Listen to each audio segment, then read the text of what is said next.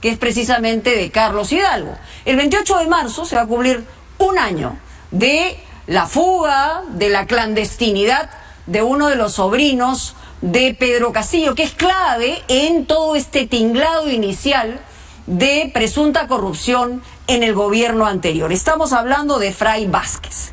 Incluso la OMA está investigando a jueces que cambiaron la preventiva por otro tipo de restricciones en libertad al hermano de Fray Vázquez. Se habla también, porque han sacado testimonios tanto de Salatiel Marrufo como de Sada Goray, de que parte de ese dinero, porque eso lo dice el testimonio de Marrufo, habría ido hacia los jueces. Es lo que están investigando para ver qué ha pasado verdaderamente con los sobrinos de Pedro Castillo. Esa es la información y tenemos imágenes inéditas que nos va a presentar Carlos Hidalgo en Punto Final.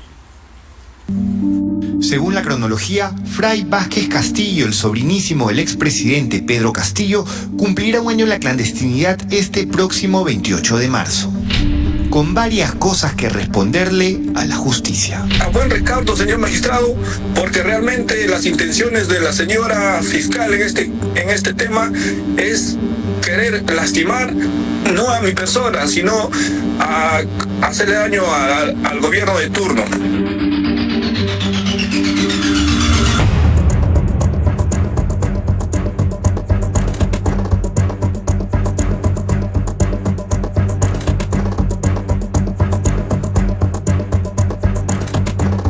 Nadie tiene idea del paradero del hombre que posa relajado y sin preocupaciones en estas imágenes inéditas, nunca antes vistas, en la antesala de la oficina de un embajador.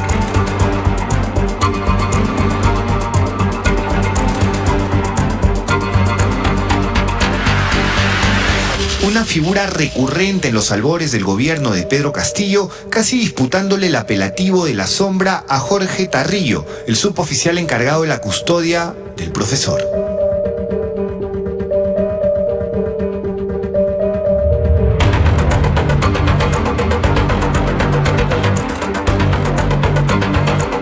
Punto Final y la unidad de investigación de Latina Noticias accedieron a un documento clave que se enlaza con la historia de este desaparecido personaje.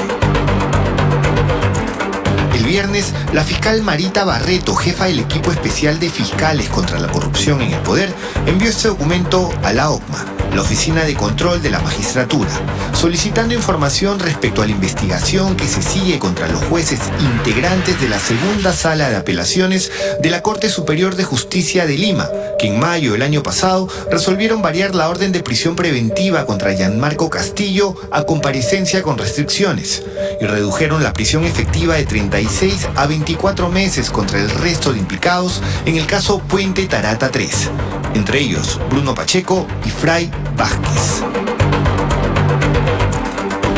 Una investigación iniciada en la OCMA que descansa en los dichos de Salatiel Marrufo, el ex jefe del gabinete de asesores del Ministerio de Vivienda, que afirma haber recibido los dineros de la empresaria Sada Goray para dárselos al ex jefe de Estado, hoy recluido en Barbadillo.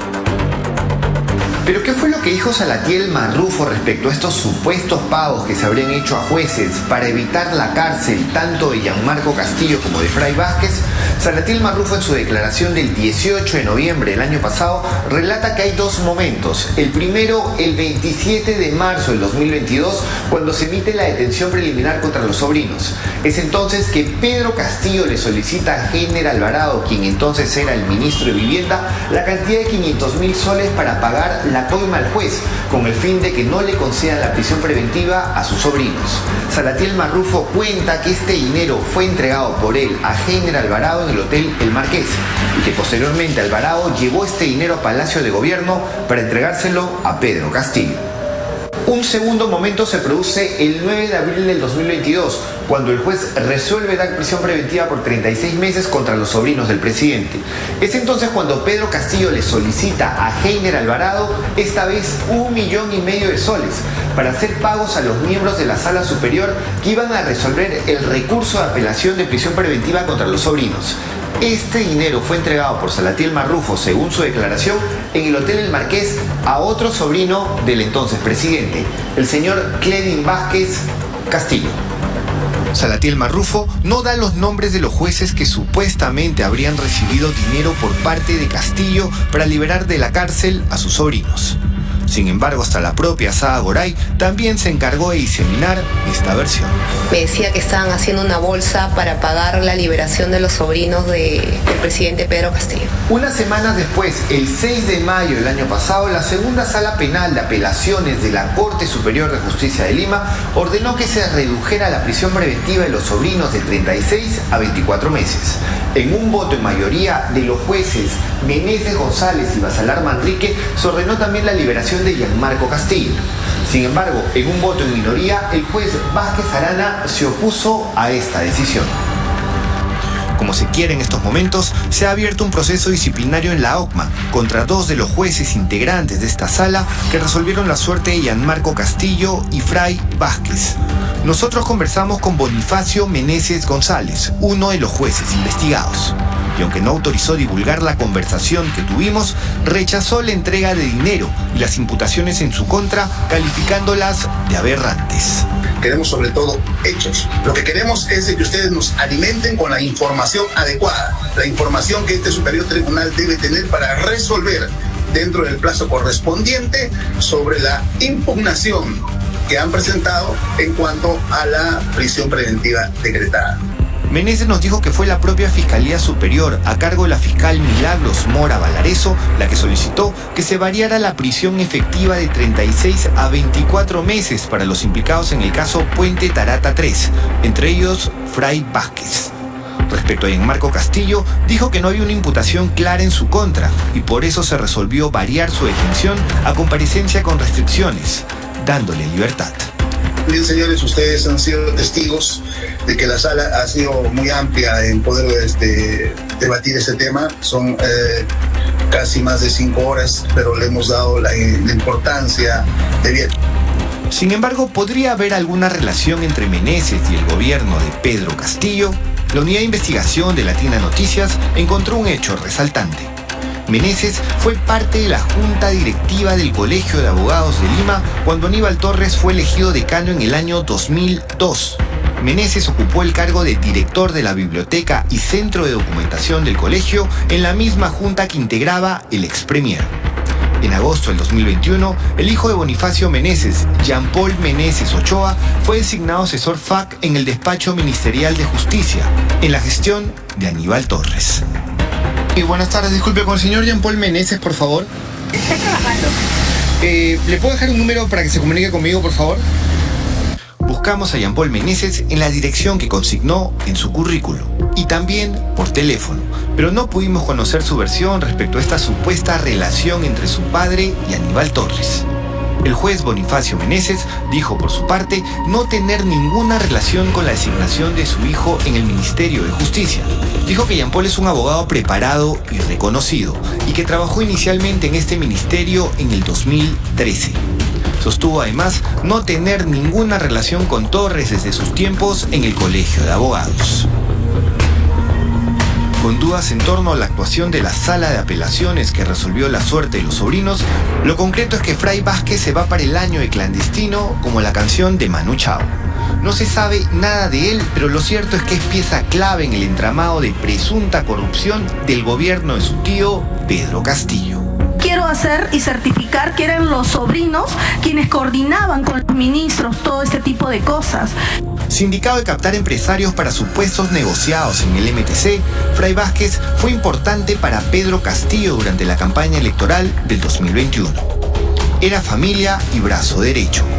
Por eso, y esto es literal, siempre está en las fotos.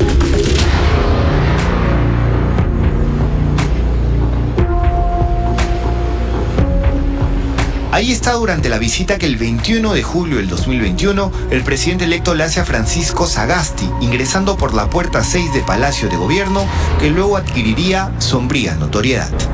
Fray a la siniestra de Castillo para luego coordinar algo con Bruno Pacheco, otra pieza clave en la campaña del expresidente.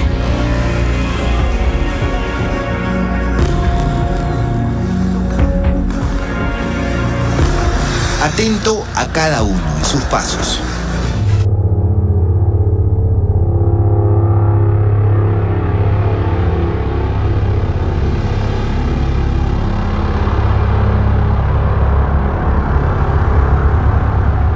y conociendo de cerca al poder. Como vemos, Fray Vázquez era omnipresente en la vida política del entonces presidente electo Pedro Castillo.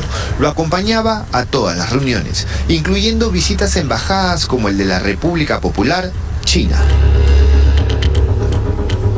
El 15 de julio del 2021, Pedro Castillo visitó la Embajada de la República Popular China en San Isidro y se reunió con el embajador de ese país, Lian Yu. Fray, una vez más, se encontraba a su costado. Pero no fue el único que asistió. En la antesala de la oficina del embajador se ubicó un curioso séquito que da una idea de la preponderancia que la familia tenía en las actividades políticas del expresidente.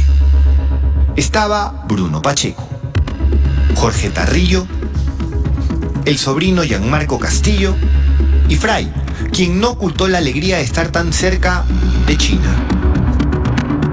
En un momento, Fray se queda dormido y el resto de sus acompañantes le juegan una broma, colocándole una botella con agua sobre la cara como si le estuviera bebiendo.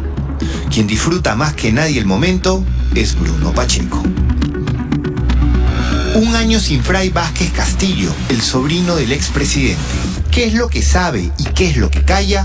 ¿Y qué tiene que decir respecto a las graves imputaciones en su contra? Respuestas pendientes que todos queremos conocer.